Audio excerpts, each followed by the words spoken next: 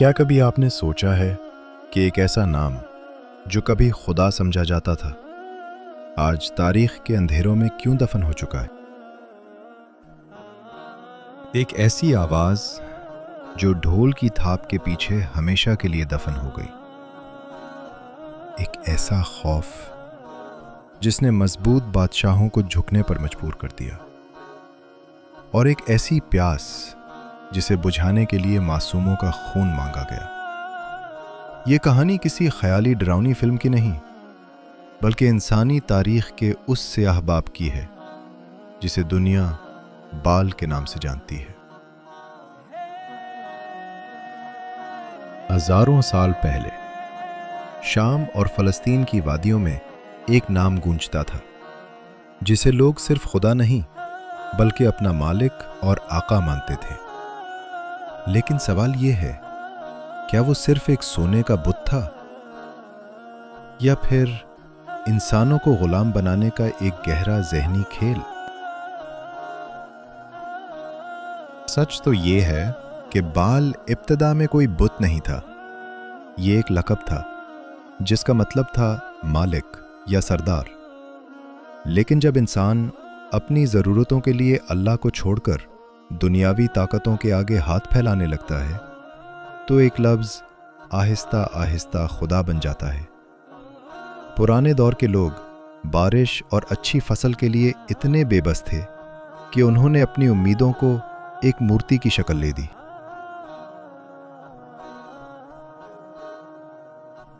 شام کے شہر اوگاریت میں جب 1928 میں کھدائی ہوئی تو زمین کے نیچے سے ایسے راز نکلے جنہوں نے پوری دنیا کو ہلا کر رکھ دیا۔ وہاں ملنے والے کھنڈرات اور پتھروں کی تختیوں پر درج تھا کہ بال کوئی رحم دل دیوتا نہیں بلکہ ایک مغرور اور طاقتور وجود تھا جو حکمرانی کرنا جانتا تھا۔ لیکن اس کہانی کا سب سے تاریک حصہ ابھی باقی ہے۔ بال کی عبادت محض دعاؤں تک محدود نہیں تھی، یہ ایک ایسا نظام تھا جہاں خوف کو ہتھیار بنایا گیا تھا۔ لوگ قحط اور بھوک کے ڈر سے اتنے اندھے ہو گئے تھے کہ وہ اپنے جگر کے ٹکڑوں کو، اپنے ہی بچوں کو جلتے ہوئے دھاتی بتوں کی آگ میں ڈال دیتے تھے۔ کہا جاتا ہے کہ اس وقت ڈھول اتنی زور سے بجائے جاتے تھے تاکہ ان معصوموں کی چیخیں کسی کے کان تک نہ پہنچ سکیں۔ یہ محض ایک رسم نہیں تھی، یہ اس وقت کے بادشاہوں اور پجاریوں کا معاشرے پر کنٹرول کرنے کا طریقہ تھا۔ انہوں نے مذہب کو اقتدار کا ذریعہ بنا لیا تھا۔ جب یہ گمراہی اپنی حدوں سے تجاوز کر گئی تب ایک شخص تنہا اس پورے نظام کے خلاف کھڑا ہوا۔ حضرت الیاس علیہ السلام۔ انہوں نے اس قوم کی آنکھوں میں آنکھیں ڈال کر بس ایک سوال کیا، کیا تم بال کو پکارتے ہو اور اس سب سے بہترین پیدا کرنے والے اللہ کو چھوڑ دیتے ہو؟ یہ صرف ایک سوال نہیں تھا، یہ اس دور کی سب سے بڑی بغاوت تھی۔ ایک طرف بال کے 450 پجاری اور ان کا ظالم بادشاہ، اور دوسری طرف صرف ایک نبی۔ سچ اور جھوٹ کا یہ مقابلہ ایک پہاڑ کی چوٹی پر ہوا۔ بال کے پجاری گھنٹوں اپنے بت کے آگے چیختے رہے، خود کو زخمی کرتے رہے، لیکن آسمان سے ایک قطرہ تک نہ گرا۔ اور پھر حضرت الیاس علیہ السلام کی ایک دعا نے آسمان سے وہ آگ اتاری جس نے ثابت کر دیا کہ اصل طاقت کس کے ہاتھ میں ہے۔ تاریخ کی دھول میں بال کے وہ سونے کے بت تو ٹوٹ کر مٹی ہو گئے، لیکن سوال آج بھی باقی ہے، کیا وہ سوچ بھی ختم ہو گئی؟ آج کے دور کے کچھ دستاویزات اور لیک ہونے والی رپورٹس ایک خوفناک اشارہ کرتی ہیں۔ ایپسٹین فائلز جیسے سنسنی خیز انکشافات میں کچھ ایسے نام اور کوڈز ملتے ہیں جو براہ راست اس پرانے دور کی طرف اشارہ کرتے ہیں۔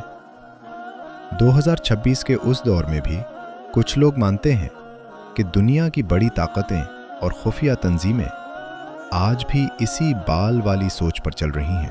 چاہے وہ بڑے ایونٹس میں نظر آنے والی عجیب و غریب بیل جیسے علامتیں ہوں یا دولت اور کنٹرول کے ذریعے پوری دنیا کو ڈرانے کا کھیل، لیکن حقیقت یہ ہے بال آج کوئی سونے کی مورتی نہیں، بلکہ وہ چیز ہے جو ہمیں ہمارے سچے خالق سے دور کر دے اور لالچ اور خوف کا غلام بنا دے۔ زمانہ بدل گیا ہے، ٹیکنالوجی بدل گئی ہے، لیکن شیطان کا وہ پرانا طریقہ آج بھی وہی ہے، انسان کو اس کی روح بیچ کر دنیاوی کامیابی کا لالچ دینا۔